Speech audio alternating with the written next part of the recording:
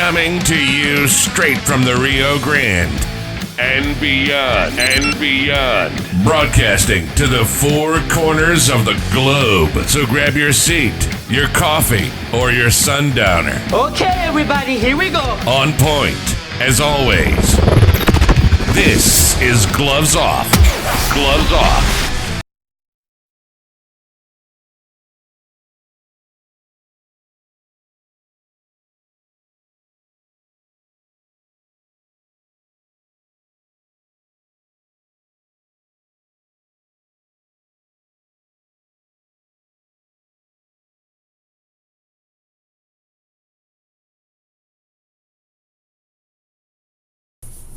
Back at you in Gloves Off, and today I have a great guest, a great friend, Aliza, Flores, Oliveiros, and UISD trustee, and she's running for reelection. And we're going to touch base a little bit on who Aliza is. How are we doing? I'm doing well. Good to see you, friend. It's good to see you. And yes. Well, first of all, I'd like to introduce myself as a candidate, particularly to the young voter, the 18 to 20-year-olds who are maybe voting for the first time in this election. So again, my name is Aliza Flores Oliveiros, and I have about 30 to 31 years experience in both education and mental health. I have a Bachelor's of Science degree from Texas A&M University in biomedical science. My plan was to go to dental school. That kind of changed when my father highly suggested that I return to Laredo. And I started working at a hospital. I don't know if you remember, Charter Hospital. Sure. So I started working there oddly with a Bachelor's of Science degree, and I fell in love with mental health. I fell in love with the field of mental health. So I pursued a master's degree in counseling psychology, and I currently hold 2 state licenses.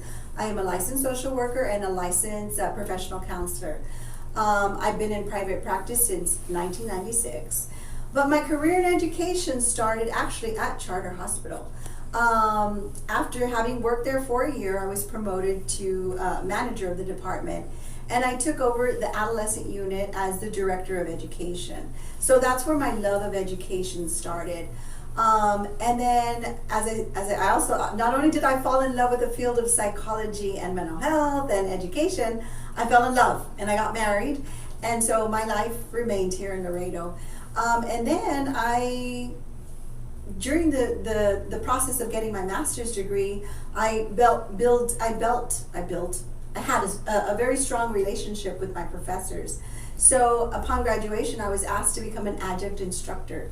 So I was an adjunct instructor at Laredo Community College and at TAMU. And I did that for several years. And then after that, and all the while, one foot in mental health, private practice, and another foot in education. So after that, I became an educational coordinator at Laredo Laredo Community College. At the same time, I was a counselor with the Student Support Services. And then after that, I became a mental health consultant for the current organization for which I work, which is Webb County Head Start, Early Health Start, and Child Care Partnership Program. I was a consultant for mental health, disability, parent involvement, and social services for 7 years, prior to my current position as executive director of the Head Start program. I'd like to mention that my position is equivalent to that of a superintendent. I oversee 1,218 students in our Head Start program, 72 in our Early Head Start program, and 72 in our Child Care Partnership program, with a staff of very close to 300. And I've been doing that in January, it'll be 21 years. And I too answer to a board. I answer to 2 governing bodies. I answer to a policy council, which is equivalent to a school board, which is comprised of parents who were elected by parents of other students. And I also answer to the Webb County Commissioners Court. So my boss is Webb County Commissioners Court. So I know what it's like to be on both ends. I also have 8 years experience as your school board member for United Independent School District. So I believe the role of a school board member is not to micromanage the superintendent, not to micromanage the day-to-day operations of a school district, but rather oversight, governance, to make sure that the 2 people that we do evaluate, which is the superintendent and our internal auditor, are doing their jobs. and that is strictly oversight. I am not a micromanager in any way. You can talk to any principal. I communicate to them when I have to. I don't overstay my welcome at any school. I go when I'm invited, if I can, because of my busy schedule. And my primary goal as a school board member is to advocate for our students, our teachers, and our staff. Correct, and that's, we've seen that. It's a long career and a very righteous one. Thank you very much. And I remember when in charter, back then, I remember it was still around. I was gone in the 90s, I was out of town, but it's a resource that this community misses. It's a valuable resource. We need it. I don't know whatever happened. I think somewhere around the Clinton years, it was kind of, they decimated everything that was going on, including asylums. Yeah, there was some sort of reform in mental health, and the target was psychiatric hospitals. Very sadly, because we need psychiatric hospitals. Absolutely. It's a well-rounded program, and not only dealt with mental health issues, it dealt with geriatric issues, and dealt with adult substance abuse and adolescent substance abuse issues. So, and we have a lot of awesome communities, and awesome community service centers like Pillar and SCAN. Sure. And then we have Border Region MHMR. But still, the need for a private facility, I think, is still exists in this community. Absolutely. And, Pillar, to say none the least, during the COVID days, that year, a lot of small business owners went into depression, and believe me, I belong to a coalition of them, and we were helping them not go into that little rabbit hole, and Pillar really came out and did their work, and thank you, Pillar, for doing that. Thank you for doing that.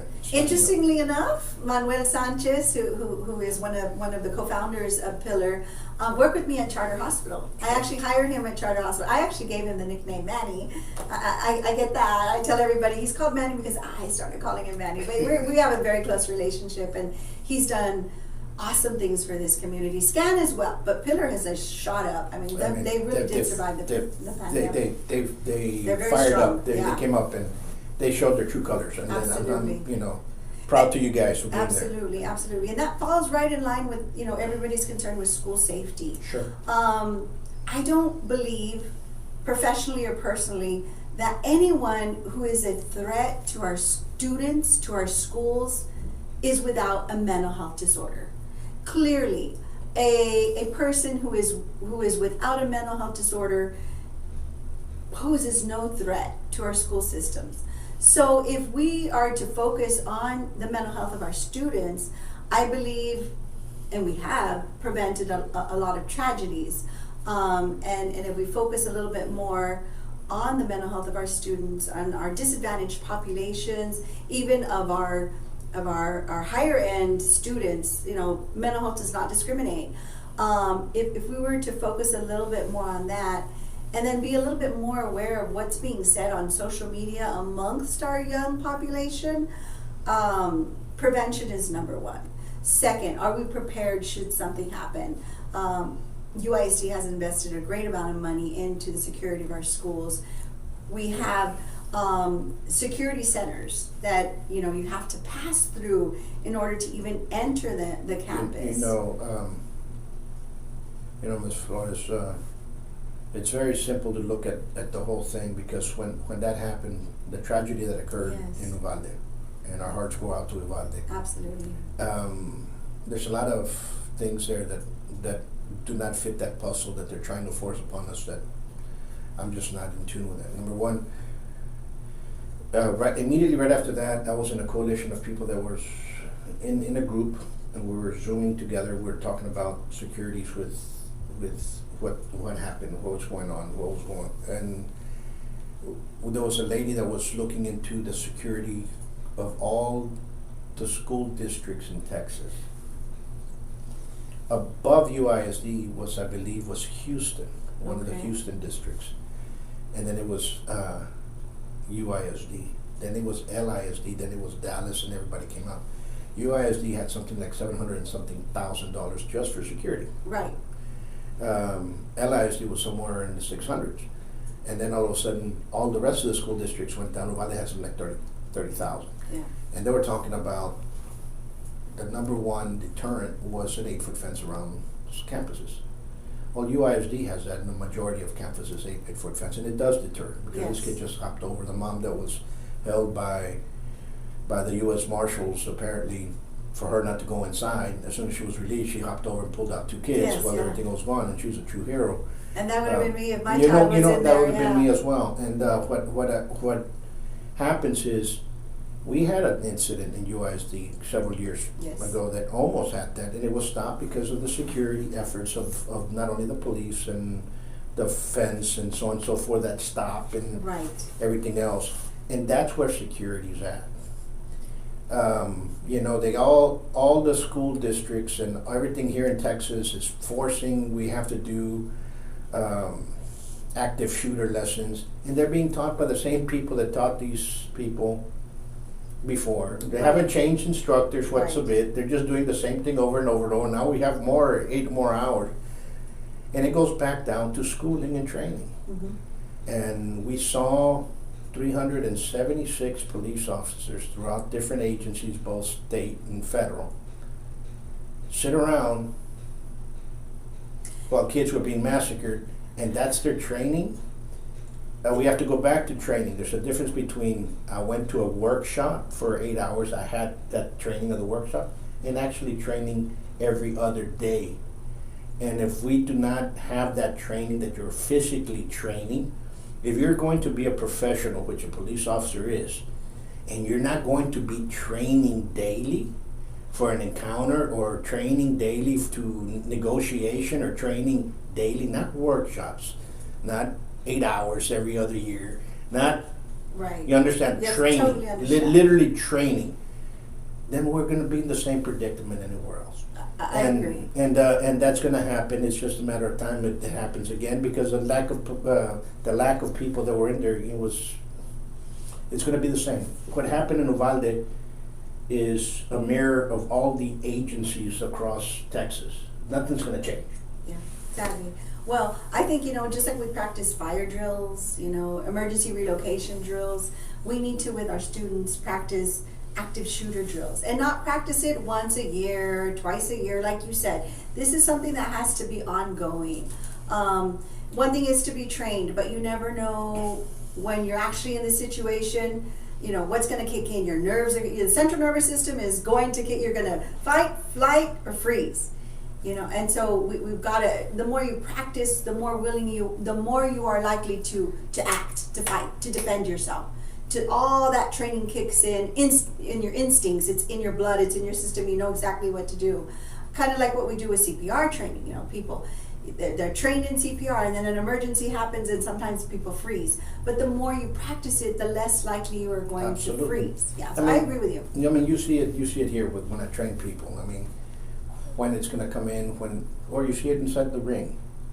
Those that train and spar daily are going to be calmer inside the competition. Why? Because they do it all the time. Right. Understand? Because you still have the butterflies, everything still. It's just going to be down in there. Should we have, and I've spoken with State Representative Richard Raymond on this, and I go, I think we should have one agency with a SWAT team. I think it should be the sheriff. Great suggestion. I don't think it should be Railroad Police, UISD Police, the Sheriff Department, Laredo Police Department, college, and everybody has a SWAT team. No, you have one SWAT team, and as soon as that happens, they're the ones that go in there, and they're the ones that take care of business, because the rest of the stuff stops. The sheriff is the head law enforcement in a county. He's the number one. And he should be the one that says, you know what, boom. And if he needs to have 3 teams, 4 teams, 5 teams that are active throughout the day in different areas, he has to have it. I agree that protocol needs to exist, because I think that's what faltered in Uvalde was who's in charge. I believe Mr. Arredondo was saying, nobody told me I was in charge. You had federal agents there. Does that supersede a school district? So if you have established protocols, like you're saying, in place, when something happens, there are no questions. Everybody know who's the lead. That's who we're going to look at for guidance. They're going to tell us, give us directives. What do we do? And it falls back on when they do active shooting, you go towards the shooting and take care of all of them have the same training. But that's a whole different entity. Yeah. What happened there is just a huge picture of cowardice, and that's what it is. Right. If your security system is effective, that shooter never would have entered the building in the first place. So that goes back to the basics You of know what I'm locked saying? facilities, secure facilities. I'm sorry, but kids were killed, Sadly, people were tragically. killed, and they were massacred while they waited outside. Every single one of them should be stripped of their license and you can't not even take care of a mall anymore. Go Tragedy work. nonetheless. Go Yeah. work in McDonald's. That's my idea. That's what it is. But it's not going to happen. Yeah. Well, I know at UISD, you've got your borders of the school protected. So try to get past that. That's number Probably one. won't It's not, happen. it's not going to Not happen. gonna happen. And Yeah. then you go inside, and everything goes inside. Maybe all the students. Maybe another thing is, all the students should get a backpack that's actually bulletproof. I don't know. That has been suggested. And I bought my kids bulletproof. And what was it? My ex went ahead and hid them away, and you're like, oh, you're not going to use it when the hell, Use them. You know what I'm saying? Yeah, Use them, yeah. and that you have to. I mean, it has to happen. Right now, we're in that position. Sadly, in those situations, students, in that case, fended for themselves. You have that one poor girl who she put blood on herself, she played dead, and she survived. That was her own, thank God, her own instincts that kicked in, and she had survival instincts, and she's alive today to tell us the horrible story so that we can learn from it. Absolutely. But let's talk about other things. That's an essence that we have to deal with now. Safety is a primary concern, but I definitely. I look at this, parents, if your kid is on social media and Facebook says adult entertainment and he's not 18 years old, he should not be on Facebook. So, He yes. should not be on TikTok. It says 18 years old. He should not be on the rest of the stuff. But guess what? They're not allowing it because everybody's on it. Right. I see 5 years old on it, 6-year-olds on it. Yeah, you see little babies playing. You know what I'm saying? I go, remember what it says, adult entertainment. You have to have the judge get involved, not only because of that. There's all sorts of predators that are looking into that. Absolutely. So I have a 2-year-old grandson, and he has his own little iPad. But my daughter has all the parental controls on it. He has access to YouTube, but to only certain websites that children that are 2 years old can have access to. So yeah, definitely parents take a huge role in that. And then I've been criticized for spreading positive messages to students on buses. And one of my messages was that, be careful in cyberspace, be careful with cyberbullying, because cyberbullying is bullying. And unfortunately, we have adults setting the bad example for our students with themselves contributing to cyberbullying. But one of my messages to the students is that, hey, cyberbullying hurts. Many students, sadly, have committed suicide because of cyberbullying. It's something that once it's on the web, it doesn't go away. Let me tell you something here. Back the first time I ever heard about cyberbullying, I had brought down. We had the North rapist. Okay. Remember? Oh, yes, Remember? yes, yeah. And what, he had raped 27, 26, something. Well, I can't Something remember the crazy. number. And in the period, so I invited a good friend of mine, and he's the one that started, the founder of the Guardian Angels in New York, Mr. Curtis Silwa. Okay. And he came down and he talked, and we did self-defense seminars. In fact, we used one of the old United, the one that was at on Del Mar. Okay. We used their basketball gym, The gym. Yeah. and we taught women. I mean, there's pictures of it. And at that time, Martin Cuellar was running for sheriff for the first time. And I remember that they tried to stop us, the previous sheriff and the company tried to stop us, saying that we were passing a wrong message. Wait a minute, we're helping people here. Yeah. You know what I'm saying? Self-defense and yeah, be aware and yeah, so forth. And we had a huge talk, Mr. Silva and I, about cyberbullying. That was the first time I ever heard about it. Because bullying is my pet peeve. Yeah, definitely. Mine as well. And since I was a kid, I got more in trouble for defending people that were being bullied by others Right. than everything else. But here now and that's what I tell people, bullying changes. Bullying, as I've studied it and as I've seen it and you've gathered the information on it, bullying follows you. It's not one person. Mm-hmm. It's usually a clique of a group. It is. And they might attack one person. And what happens is when you're going through with it, it kind of, if they follow you from one class in English, for example, I'm just going to say the names, and they'll follow you to band, and they'll follow you, it's going to follow you throughout. Right. And eventually it's going to get more and more aggressive as it progresses until right. it gets physical. With cyberbullying, that same group goes in there and they follow you through and that was the first time I had ever experienced it's it. a constant bullying because it never goes away. And then you have people who create fake profiles. Yeah, of course. And then they can do anything with that. They could say and accuse and insult. They could be very degrading with a fake profile because where's the accountability? You're never going to find that person. You can, but it's very difficult. You need resources to determine who's behind that fake. So cyberbullying to me is worse than your old school type of bullying that we had when we were in school. But I do want to say as a mental health professional that the bully needs help as well, Yes. So that's where mental health in the school system and in the adult population comes in very helpful. And like I tell folks this, I tell them, if you're having problems with bullying in the school, there's already laws there that at one time it was you remove the bully from the campus, you stick them in another campus. Now somewhere around, they changed the law, the school district or the principal can remove either the bullyee Right. or the bully, just Right. whoever, they can remove them. Right. But before it was just that, they weren't doing that. And what happens is, you have to tell parents, I want my son to be a basketball player. But he's already being bullied. Where do you think those bullies are going to go? They're going to go to the basketball Yeah. team there. Yeah. In the same school. They're going to go to the baseball team. They're going to follow. It's going to follow until eventually there is an altercation. Yeah. And some kids are going to defend themselves. And some kids defended themselves just like in some of the active shooters that happened. Right. It becomes that problem. So I tell parents, you have to remove the child that's being bullied from there for him to start developing his self-esteem, Mm-hmm. his self-confidence, and learn something else. If it's martial arts, fine. If it's something else, fine. It doesn't matter. But a lot of parents, what do? They pick up the phone, they go, I want my kid to learn how to fight. That's not the answer. Yeah. I go, most martial arts schools now is, we'll take care of bullies. And we do the same thing. We'll take, Right.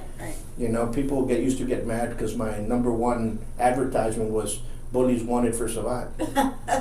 But they didn't understand it. Right. If you're a bully, come over here and we'll practice. We'll Right. teach you not to be a bully. The bully needs help. You know yeah. what I'm saying? The bully is a bully for a reason. They may be being bullied at home, or maybe in their childhood they were bullied, they have PTSD, and they became the bully. So, when you see it amongst adults, you question the history behind that. But I'm like you. Self-defense for me is intrinsic. I am, fight, flight, or freeze. I'm a fighter. I don't run away and I don't freeze.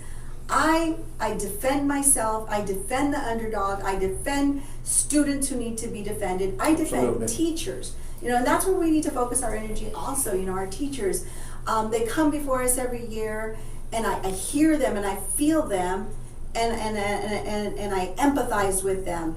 Salaries, salaries are low. A lot is requested of our teachers. A lot of them go above and beyond. They use their own money to buy resources for their students. They give it their own time to help their students succeed. I believe that we financially we're not in a good place because of the pandemic, because of a decreased enrollment. But we need to do everything we can to also help our teachers. We don't want to lose our educators, especially, they're all great educators, but we have some that supersede and go way above and beyond. We don't want to lose them to any other field because our salaries are low and we don't compensate them, or we don't offer them good health insurance. We should be able to do all of that. Absolutely. And as a board member, you all have to balance out a lot of things. Very much so. And I've seen some of the bullying that occurs and the insults that occur, and you see that coming in there, and there's a difference between saying, you know what, you all should have done this is my opinion, you all should have done this. Right. Or this should have happened, or I'm against that, or I'm opposed to what you all are doing. Right. Not to go after somebody as a person and call them a drunk this and drunk that, or coward this and coward that. I was called something really ugly You on know a what I'm saying? particular Facebook page recently too. It's very insulting. As a board member, and I commend everybody who runs for any office, any Yes. elected office, it is exhausting, it is expensive, it is emotionally and physically draining. And in our particular case, as a UISD school board member, we don't get paid. Everything we do is free of financial compensation. If we have to go to a training, I have to take personal time off of work to attend a training. If we have a meeting during working hours, I have to take time off of work to go to that training. I have 2 jobs. I have a private practice and my full-time job. So I have to somehow manage a schedule where I go to meetings that are, emergency meetings. We did a lot during the pandemic. So a lot is asked of elected officials. So when people who are typically uninformed and have their own opinion about certain things that happen, and they're uninformed decisions, they're not educated decisions, and they attack politicians in a very rude and ugly and cowardly way because they do so behind a screen.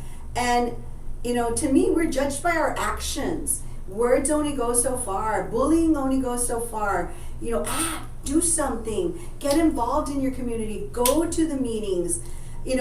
People assume a lot of things. All our meetings are posted online. Just if get on your keyboard and look at the meeting, they're all recorded, but yet people formulate their own opinion about what is actually happening, which there's nothing wrong with it.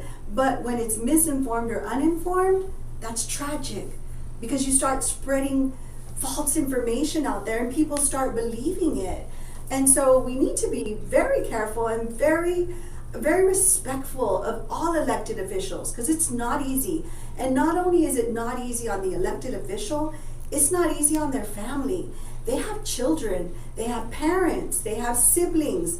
And when you see your child or your family member being insulted bullied on social media, how do you feel? It doesn't feel good. It's not nice. There's a difference. We saw what happened to Will Smith. Right. And forget what's his Rock. Chris Rock, yeah. Chris Rock got a nice slap in the face in front of everybody. That can happen. Yeah. And that can happen very easy here in Laredo. You insult some family, you insult somebody's wife, you insult somebody's daughter, somebody's granddaughter, somebody's niece. You live in Laredo. You're gonna end up running into some of these uncles and brothers and fathers that say, "Hey, you know what?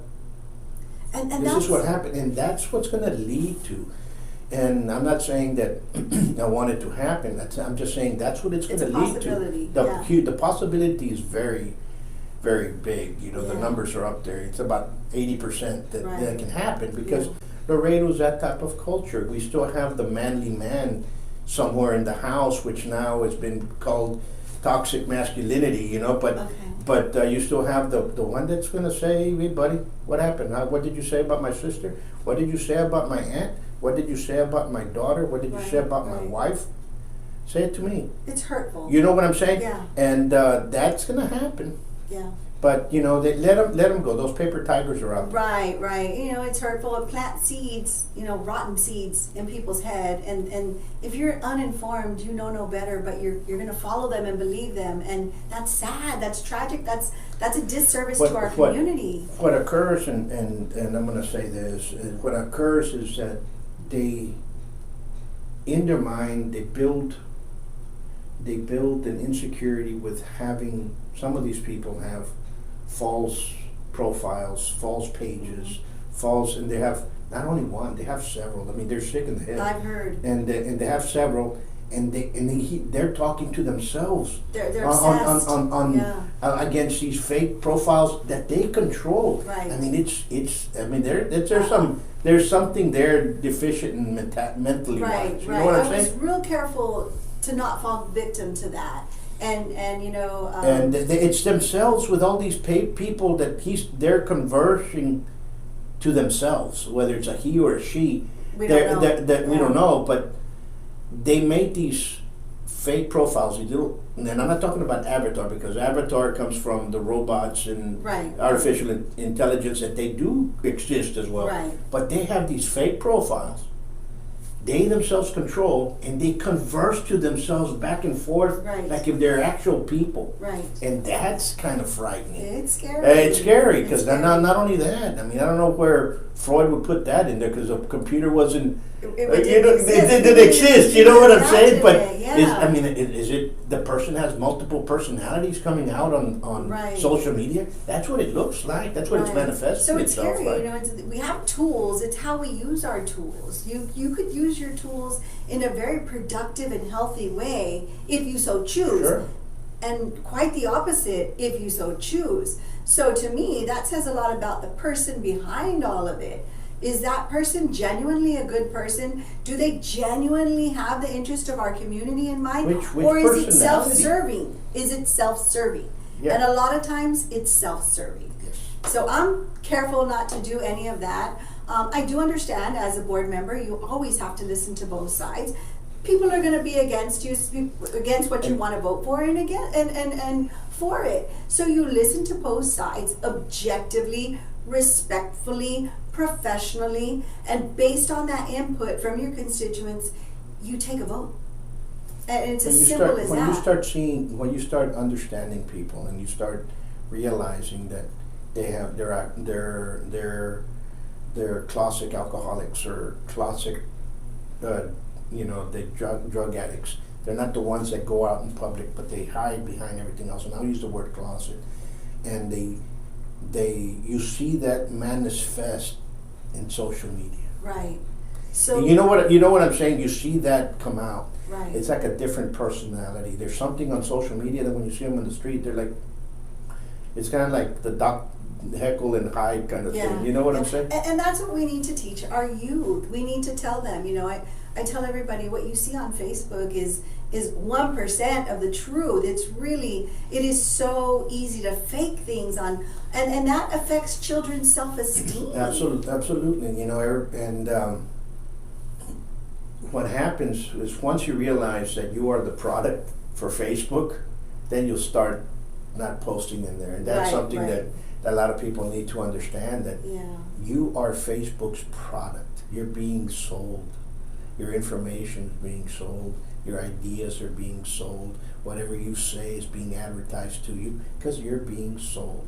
That's basically what it is. Yeah. So therefore, my message to students about cyberbullying on a bus, and I don't think there's anything wrong with sending out positive messages. I saw that, and I'm glad you're doing that. Well, thank you. And I hope everybody else does that.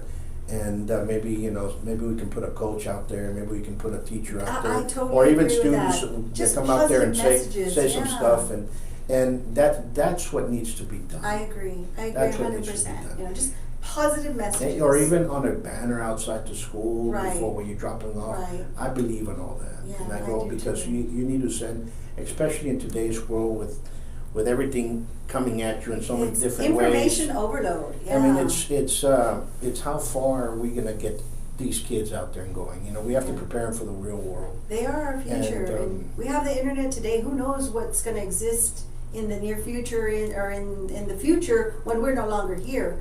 Because I can assure you, my grandparents had no idea there was going to be such a thing as an internet. And I remember being a young girl watching the news, and they were talking about this information superhighway where you were going to be able to shop and do all kinds of things. And I thought, how in the world can you shop on an internet? What is the internet? And it wasn't until about the year 2000 that I started really getting on the internet and understanding what it was.